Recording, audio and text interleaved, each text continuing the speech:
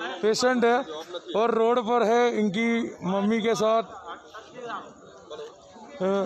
आ patient છે શારદાબેન હોસ્પિટલની બહાર।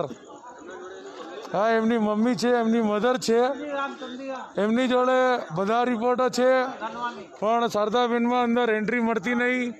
ત્યાંથી એવું કહે છે કે ગાઈડલાઇનમાં એવું છે કે 108 હશે તો પેશન્ટ અંદર જશે, ત્યાં સુધી પેશન્ટ મરી જાય રોડ ઉપર, પણ અમને કંઈ ફરક નહીં પડતો।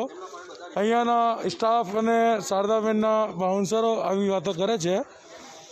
તો હવે આત્મનિર્ભર આ તમે જોઈ રહ્યા છો અત્યારે કેવી હાલ છે અમારે ભારતના નાગરિકની। આ હાલ તમે જોઈ શકો છો।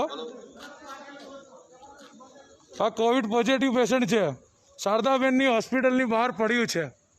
આ શારદાબેન હોસ્પિટલ છે। આ પેશન્ટ છે, એમની મધર છે, એમની કોઈ મદદ કરવા માટે કોઈ સરકારનો કોઈ આદેશ નહીં।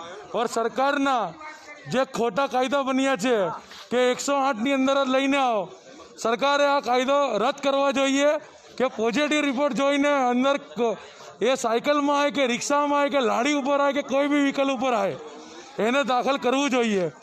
ચેક કરી લો પેપર વિડિયો નહીં। એક સેકન્ડ।